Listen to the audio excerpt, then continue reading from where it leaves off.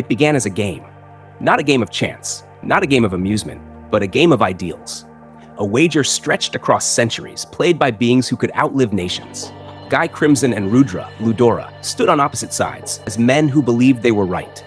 And that was the first tragedy. Because when ideals collide, blood always follows. Ludora dreamed of something painfully human. He wanted to ease Veldanava's burdens. He wanted the creator to acknowledge him, to accept humanity, to accept him. That was all. Not conquest, not domination, just recognition. Then Milim was born, Veldanava's child, Lushia's child.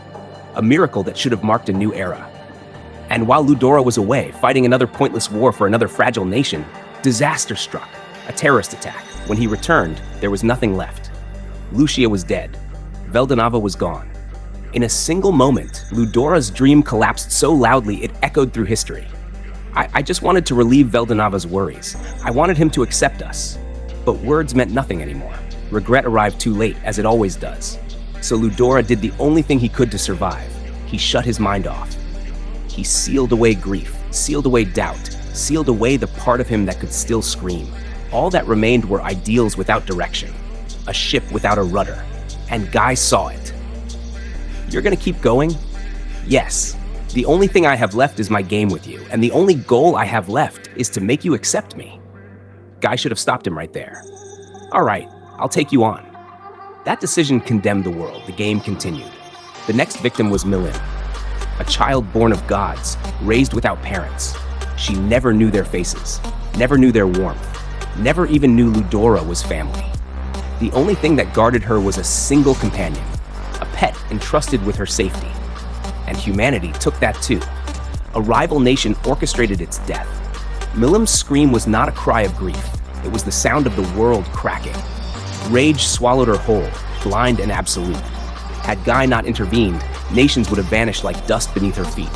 He poured everything he had into stopping her. Strength, authority, even compassion he pretended not to possess.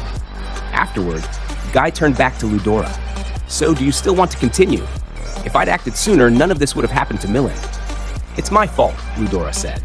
And for a moment, he sounded human again. But if we stop now, everything I sacrificed will mean nothing. I'm an emperor. I can't throw it away. Guy didn't believe him, but he understood him, and that was enough. If we stop here, Guy thought, this man will shatter.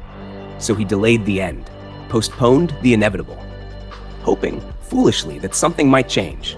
The game went on, and the world paid the price, again and again and again. The ugliness of humanity revealed itself endlessly. Greed, fear, betrayal, hypocrisy. Ludora endured it all, clinging to his role as a saint, upheld by ideals and sheer willpower. But even saints break. Slowly, almost imperceptibly, his mind began to rot. The ideals that once guided him became excuses. The dream that once inspired him became an obsession. Losing sight of the goal twisted him into something colder, something crueler. Winning became everything.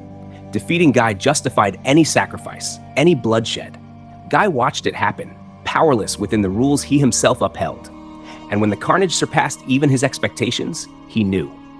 It had turned out exactly as he feared. Then came the final move. Guy bet everything on the last remaining possibility, a wild card, an anomaly, a slime who rewrote fate simply by existing, Rimuru. To Guy, he was hope. Unpredictable, absurd, human in ways demons could never be. If anyone could end the game without destroying everything, it was him.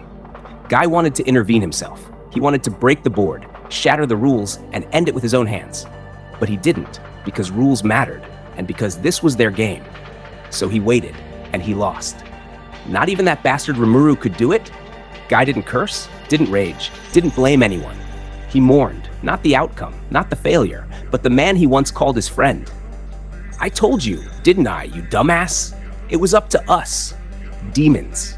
People whose emotions would never waver like that. His voice broke, but he didn't notice. The sensation on his cheek meant nothing to him. Tears were irrelevant. All he did was sit there, silently praying for Ludora's final piece. The game was over.